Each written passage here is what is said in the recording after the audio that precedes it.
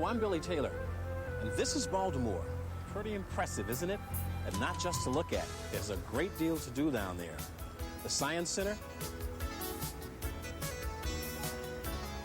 Harbor Place, full of shops and restaurants, and the Constellation, a real Revolutionary War sailing vessel. The pride of Baltimore, modeled on the famous Baltimore Clippers, the fastest vessels of their time. The World Trade Center. When you visit the top floor, you can see for 40 miles. The National Aquarium. The nearby City Life museums, and much more. No wonder tourists come here from all over the world. There's no other place quite like it. But you know, there's an old saying that Rome wasn't built in a day, and neither was Baltimore. A great many people from all over the world, had to do a tremendous amount of hard work. And it took time, more than 200 years. But to tell you that story, though, I'm going to have to turn back the clock.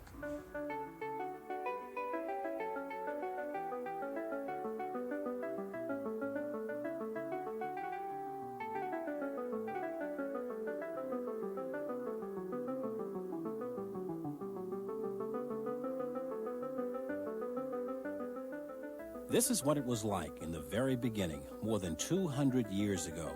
Didn't look much like today, did it? Back then in 1752, there were only 25 houses in Baltimore town. But already this place had an advantage over other towns. Location.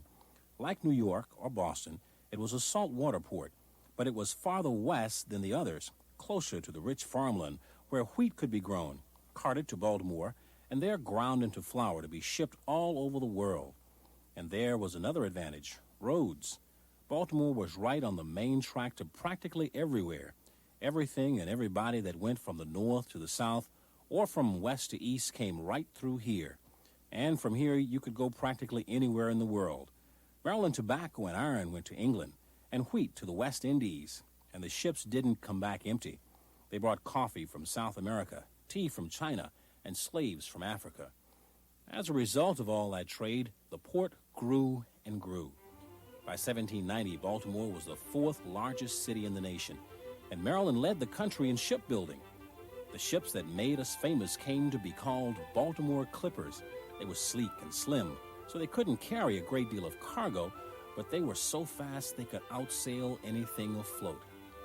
And that was important, because England and France were at war with each other. To keep us from trading with the French, England used her navy to set up a blockade, which our fast ships kept slipping right through. And that's why this Fort McHenry, was attacked by the British in the War of 1812. They sailed up the bay, they said, to wipe out that nest of pirates on the Chesapeake.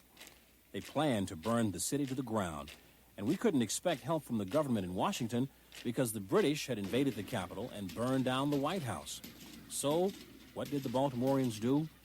They formed a committee, and the townsfolk turned out in force. Laborers and shopkeepers learned how to march and dig trenches and build fortifications, and they won. They beat the British twice, once on the eastern edge of town and once in the harbor, where British gunboats shelled Fort McHenry for 25 hours straight before giving up and sailing away. For a while, though, the Baltimoreans weren't sure how the battle would turn out. They saw the rockets bursting over the fort and tried to peer through the smoke to see whether our flag was still flying. Their anxious watch was made famous when one of the observers, Francis Scott Key, wrote a poem about that night. Set to music, it was an immediate hit and eventually became our national anthem.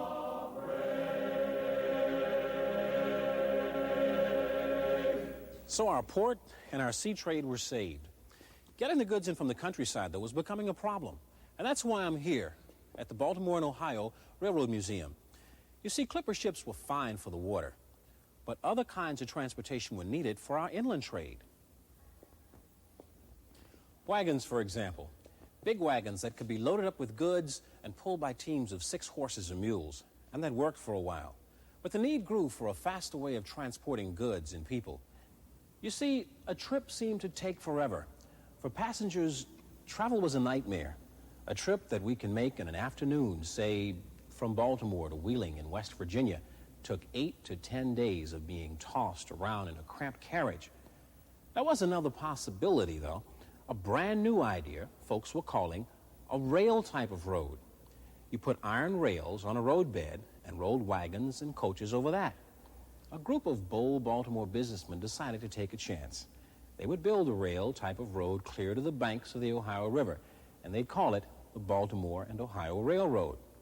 On the 4th of July in 1828, the first stone was laid. The railroad was a big success, but people were looking for a faster way to travel because the road on rails still needed horses. Well, there were other ideas, but they didn't work very well. Sails, for example, only you couldn't go anywhere unless the wind blew in the right direction. And this device put a horse on a treadmill that turned the wheels, but it ran into a cow and threw all the passengers into a ditch. And so the railroad men kept looking for a better way.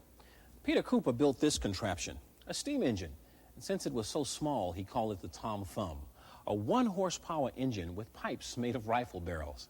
But was it really practical? Well, there's only one way to find out, a race between the Tom Thumb and a horse-drawn carriage. Well, the contestants were neck and neck at first, then the Tom Thumb pulled ahead until one of its engine belts broke and the horse won the race. In time, though, problems like that had been worked out, and another challenge had been met by the hard work and ingenuity of a group of Baltimoreans. Business was booming.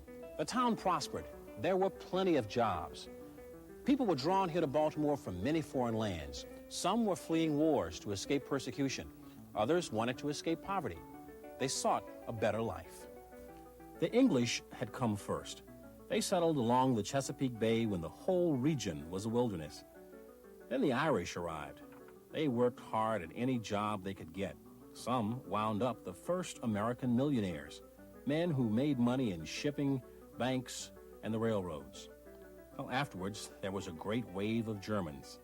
There were so many of them that at one time, 1/4 of all Baltimoreans were German. And a number of schools were taught in 2 languages, English and German. When the Italians arrived, they brought with them skills in masonry and stone cutting. They helped decorate many of our public buildings. One of the first monuments dedicated to George Washington was sculpted in Baltimore by an Italian immigrant. Blacks were here from earliest times, and not all of them were slaves. Back then, there were twice as many free blacks as there were slaves here. They were an important part of our big shipbuilding business. One of these men was Isaac Meyer, a ship caulker born in 1835. He organized a small group of blacks into a company that opened a complete shipyard. And in 1869, Isaac Meyer became the first black to organize a national labor union. The Jews were among the immigrants who came here as refugees from persecution, penniless and unable to speak English. But this woman was determined to help. Henrietta Sold was the daughter of a rabbi and a scholar in her own right. So she rented space in a downtown warehouse and opened an evening school. Over the years, she taught English to more than 5,000 immigrants, Christian as well as Jew. She also taught them a variety of skills that would help them get jobs in their new country. Many immigrants who came into the port of Baltimore didn't stop here. Trains met the ships at the harbor and helped newcomers reach all parts of the country. But many got a look at the town and decided to stay. This flood of immigration pouring into the ports brought thousands of willing hands to perform the hard work of the city. But even more important, they brought with them a rich cultural diversity in their customs, their languages, their religion, their music, and their food.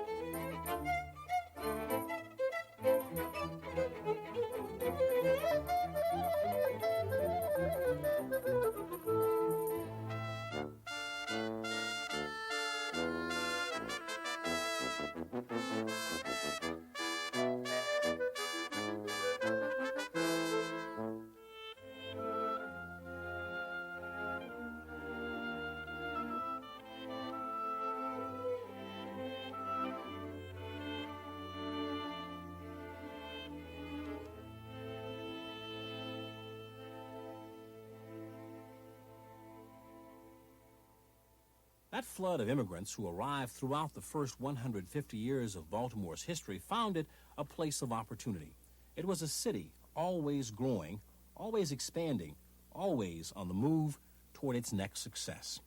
Even through a national catastrophe like the Civil War, the town found ways to survive and keep growing. Then, in 1904, something terrible happened. On a Sunday morning in February, when most folks were in church, fire broke out in a warehouse near the harbor. The wind spread the flames from one building to another, and soon the whole downtown was in danger. It became one of the biggest fires in the history of our nation. Hundreds of firefighters from surrounding states came to help. When the flames were finally controlled, more than 1,500 buildings had been burned, along with everything they contained. The few downtown structures that survived still bear the scars of the heat so intense that it melted stone. For the city, the fire was a terrible disaster. Many believed Baltimore would never recover. Not the Baltimoreans, though. They formed a committee, carted away rubble, and in record time rebuilt the downtown, and they made it better than ever. The Port of Baltimore continued to thrive, but times were changing, and new challenges had to be faced. The main activity moved away from the shallow inner harbor area that had been used as the port since the town's earliest days.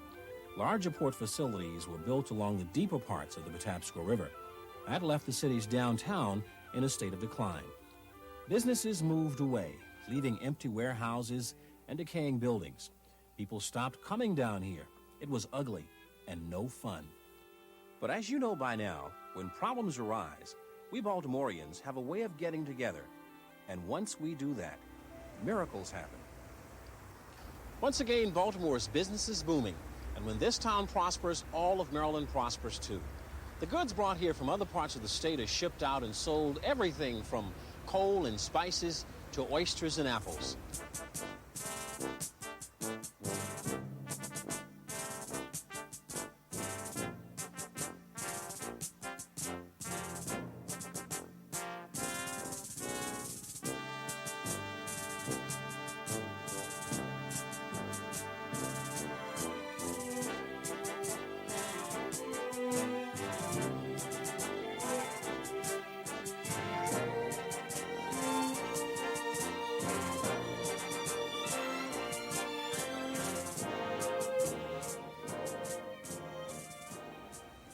We work hard around here, but we also know how to play.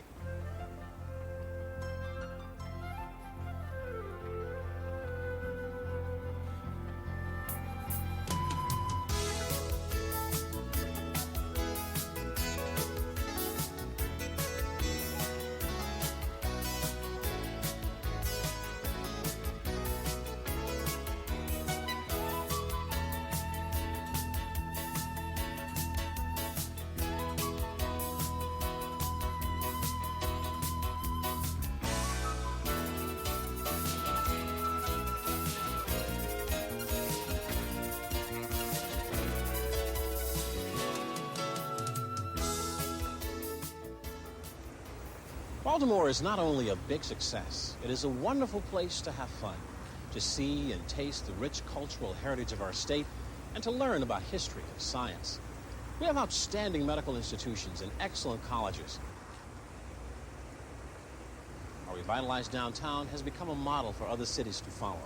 But that doesn't mean that we're free from problems. Some parts of the city are in desperate need of the kind of energy and enthusiasm and creative problem solving that performed this miracle here at the Inner Harbor. And already groups in Baltimore's neighborhoods are hard at work to turn things around. Nevertheless, like any major city, we have unemployment, we have crime, we have slums, we have problems in the schools, and just as Baltimore's success enriches the whole state, her problems affect the whole state too. What happens here is really everybody's business. But when you think about the story of this port that built a city and the city that built an entire state, you can't feel discouraged.